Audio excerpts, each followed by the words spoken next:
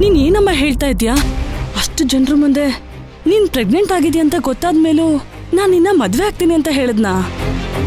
ಹೌದು ಡಾಕ್ಟ್ರೆ, ಅಷ್ಟೇ ಅಲ್ಲ, ಧ್ರುವ ಅವರು ನನ್ನ ಮುಂಚೆ ಹೇಗ್ ಪ್ರೀತಿ ಮಾಡ್ತಿದ್ರು, ನಾನ್ ಗರ್ಭಿಣಿ ಆಗಿದ್ದೀನಿ ಅಂತ ಗೊತ್ತಾದ್ಮೇಲೂ ಸಹ ನನ್ನ ಅಷ್ಟೇ ಇಷ್ಟಪಡ್ತವ್ರೆ,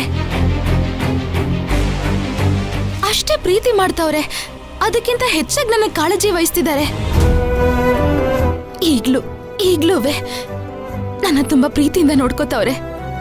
ಅಷ್ಟು ಒಳ್ಳೆ ಹುಡುಗನ್ನ ನೀನ್ ಯಾಕಮ್ಮ ಮದ್ವೆ ಆಗ್ಬಾರ್ದು? ಡಾಕ್ಟ್ರೆ, ಮದುವೆ ಅನ್ನೋದು ಎರಡು ಮನೆಯವರು ನಿರ್ಧಾರ ಮಾಡಿ ಸಂತೋಷವಾಗಿ ಒಟ್ಟಿಗೆ ಬಾಳೋ ಅಂತದ್ದು.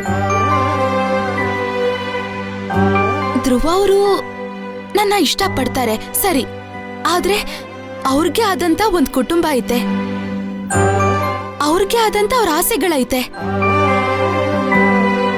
ಅದೆಲ್ಲ ನನ್ನಿಂದ ಹಾಳಾಗ್ಬಾರ್ದು. ಧ್ರುವ ಅವ್ರು ಹೇಗೆ ನಾನ್ ಚೆನ್ನಾಗಿರ್ಬೇಕು ಅಂತ ಮನ್ಸಾರೆ ಇಷ್ಟಪಡ್ತಾರೋ, ನಾನು ಸಹ ಅವ್ರು ಚೆನ್ನಾಗಿರ್ಬೇಕು ಅಂತ ಆಸೆ ಪಡ್ತೀವ್ನಿ. ಆದ್ರೆ ನಾನ್ ಧ್ರುವ ಅವ್ರನ್ನ ಪ್ರೀತಿ ಮಾಡ್ದೆ ಅಂತ ಒಂದೇ ಒಂದ್ ಕಾರಣಕ್ಕೆ ಅವ್ರ ಸಂತೋಷನ ಹಾಳ್ ಮಾಡ್ದೋಳ್ತರ ಆಗ್ಬಾರ್ದಲ್ವಾ?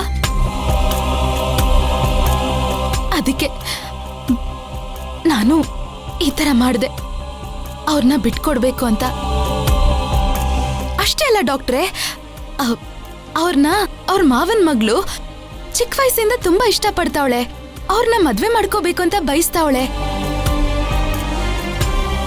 ನನ್ಗ್ಯಾಕೋ ನನ್ಗಿಂತ ಜಾಸ್ತಿ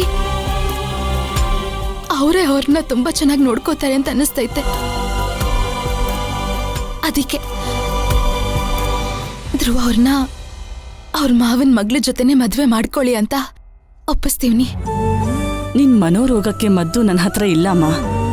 ಡಾಕ್ಟ್ರೆ, ಏನ್ ಹೇಳ್ತಿದ್ದೀರಾ? ಧ್ರುವನ್ ಜೀವನ ಹಾಳಾಗ್ಬಾರ್ದು ಅನ್ನೋ ಭಯದಿಂದ ನಿನ್ ಮನ್ಸಿನ ಬಯಕೆಗಳನ್ನ ಬಚ್ಚಿಟ್ಕೊಂಡು ನೀನು ಒದ್ದಾಡ್ತಿದೀಯಲ್ಲ, ಇದಕ್ಕೆ ನನ್ನ ಹತ್ರ ಟ್ರೀಟ್ಮೆಂಟ್ ಇಲ್ಲ. ನಾನು ಅದನ್ನೇ ಹೇಳ್ತಾ ಇದ್ದೀನಿ. ನೀನ್ ಧ್ರುವನ್ ಹತ್ರ ಕ್ಲೋಸ್ ಆಗಿ ಬೆರಿತಾ ಹೋದಂಗೆ ನಿನ್ ರೋಗ ತಾನಾಗೆ ಸರಿ ಹೋಗುತ್ತೆ.